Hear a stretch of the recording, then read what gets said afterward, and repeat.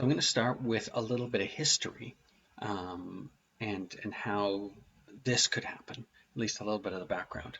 So Myanmar is a country in Southeast Asia. It's kind of in between India and China and Thailand, right in there. And for the better part of 50 years, it was under military rule.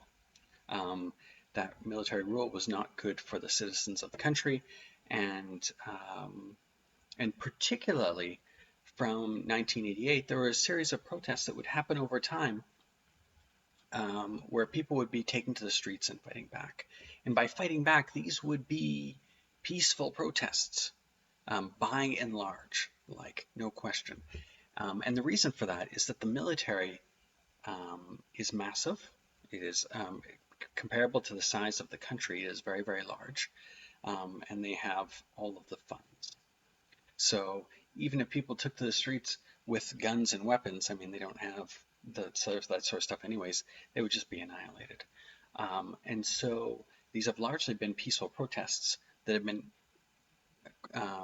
clamped down on to a brutal extent by the military. And one of the names that you'll hear is Aung San Suu Kyi. Aung San Suu Kyi is kind of like the leader of the democratic movement, I guess you could say. And her father, way back in the 1940s, was actually one of the people who helped Myanmar, then Burma, same country, Burma, Myanmar, just a different name that's used, um, helped them gain independence from the British. So she has this like lineage, and so she's been this very visual and the main person when it comes to the democratic movement. You may have heard some bits and pieces of her over the years. She is a Nobel Peace Prize winner. And if you're familiar with Nelson Mandela, she's kind of known as the Nelson Mandela-ish of Myanmar, of the region, um, really focusing on peaceful protesting and things like that for giving a voice. Um, it's not to say that there isn't controversy around her, which we'll get to at some point in time. Anyways, she spent a good chunk of her life under house arrest in Myanmar, put there by the military. And about 10 years ago, the military who had been ruling been kind of pushing towards democracy, at least in their sort of way, a democracy that they control. And some legitimate elections started happening about 9 years ago, something like that.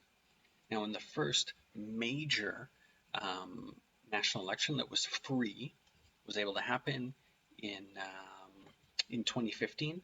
The NLD, which is Aung San Suu Kyi's party, won in a landslide, like more than 80%. But because of the way the Constitution is made, this Constitution that was made by the military always has at least 25% of the seats in the parliament, and they control like the three main branches of the government. So even if they don't have control, they have control. Now, how did this get to happen? So if we fast forward to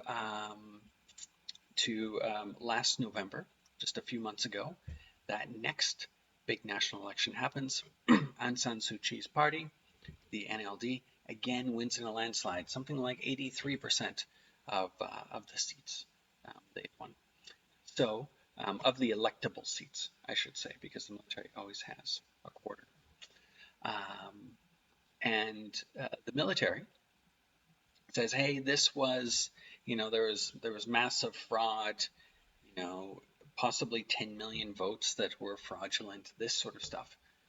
Maybe you've heard things like this before from other leaders around the world. And even though the Election Commission in Myanmar and the international watchers say that this was a legitimate election, the military, on the day, hours before the new government was to commence and be sworn in, they take control, storming parliament, arresting Aung San Suu Kyi, arresting the president, and taking over, starting to put their own people in the government. Now it's been 6 weeks since that's happened, and a lot has happened. But it's a little bit about how we got there.